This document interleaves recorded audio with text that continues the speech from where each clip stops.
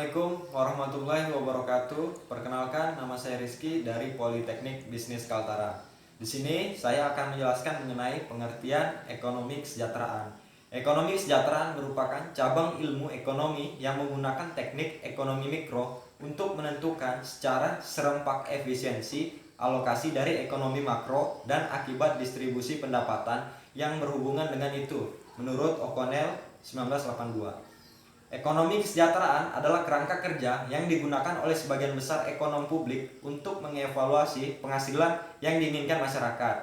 Ekonomi kesejahteraan menyediakan dasar untuk menilai prestasi pasar dan pembuat kebijakan dalam alokasi sumber daya. Ekonomi kesejahteraan mencoba untuk memaksimalkan tingkat dari kesejahteraan sosial dengan pengujian kegiatan ekonomi dari individu yang ada pada masyarakat. Kesejahteraan ekonomi mempunyai kaitan dengan kesejahteraan dari individu sebagai lawan kelompok, komunitas, atau masyarakat, sebab ekonomi kesejahteraan berasumsi bahwa individu adalah unit dasar pengukuran. Di sini ada pendekatan ekonomi kesejahteraan konvensional. Pada teori ekonomi kesejahteraan ada dua pendekatan yang dapat diambil, yaitu pendekatan neoklasik dan pendekatan ekonomi kesejahteraan yang baru atau modern. Pendekatan neoklasik telah dikembangkan oleh Piaget, Beta, Sinwitz, Edward, dan Marshall. Pendekatan neoklasik berasumsi bahwa nilai guna merupakan kardinal dan konsumsi tambahan itu menyediakan peningkatan yang semakin kecil dalam nilai guna. Pendekatan neoklasik lebih lanjut berasumsi bahwa semua individu mempunyai fungsi nilai guna yang serupa. Oleh karena itu, hal tersebut mempunyai makna untuk membandingkan nilai guna individu dengan nilai guna milik orang lain. Oleh karena asumsi ini, hal tersebut memungkinkan untuk membangun suatu fungsi kesejahteraan sosial dengan hanya menjumlahkan seluruh fungsi nilai guna individu. Kebanyakan ahli ekonomi menggunakan efisiensi Pareto sebagai tujuan efisiensi mereka. Menurut ukuran ini, dari kesejahteraan sosial, suatu situasi adalah optimal hanya jika tidak ada individu yang dapat dibuat lebih baik tanpa membuat orang lain lebih buruk. Kondisi ideal ini hanya dapat dicapai jika empat kriteria dipenuhi. Yang pertama, rata-rata marginal substitusi dalam konsumsi harus identik untuk semua konsumen. Yang kedua, ada transformasi di dalam produksi harus identik untuk semua orang. Biaya sumber daya marginal harus sama dengan produk pendapatan marginal untuk semua proses produksi.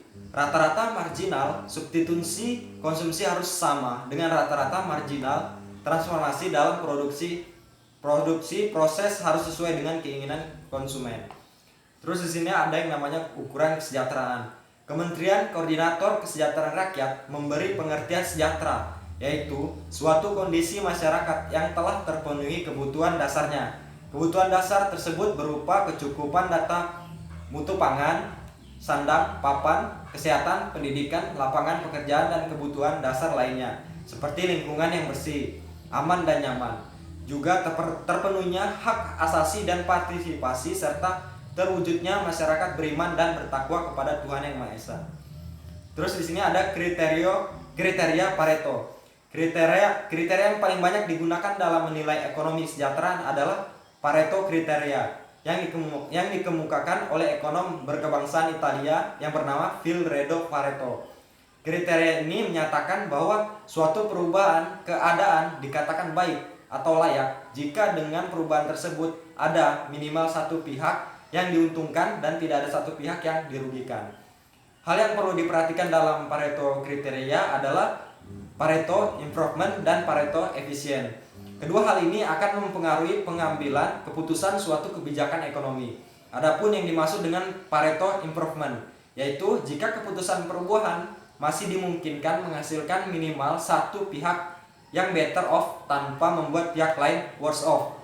Pareto efisien adalah sebuah kondisi di mana tidak dimungkinkan lagi adanya perubahan yang dapat mengakibatkan pihak yang diuntungkan atau bettering off tanpa menyebabkan pihak lain yang dirugikan atau worsening of. Tingkatan kesejahteraan menurut teori Pareto. Yang pertama, dalam teori ekonomi mikro ada yang dikenal dengan teori Pareto yang menjelaskan tentang 3 jenis tingkatan kesejahteraan, yaitu pertama Pareto optimal. Dalam tingkatan Pareto optimal, terjadinya peningkatan kesejahteraan seseorang atau kelompok pasti akan mengurangi kesejahteraan orang atau kelompok lain. Yang kedua, ada Pareto non optimal. Dalam kondisi Pareto non optimal, terjadinya kesejahteraan seseorang tidak akan mengurangi kesejahteraan orang lain. Ketiga, ada Pareto superior. Dalam kondisi Pareto superior, terjadinya peningkatan kesejahteraan seseorang. Tidak dalam kondisi Pareto superior, terjadinya peningkatan kesejahteraan seseorang yang tidak akan mengurangi kesejahteraan tertinggi dari orang lain. Menurut teori Pareto tersebut, ketika kondisi kesejahteraan masyarakat sudah mencapai pada kondisi Pareto optimal, maka tidak ada lagi kebijakan pemerintah yang dapat dilakukan. Sekian apa yang dapat saya sampaikan, kurang dan lebihnya mohon dimaafkan. Terima kasih.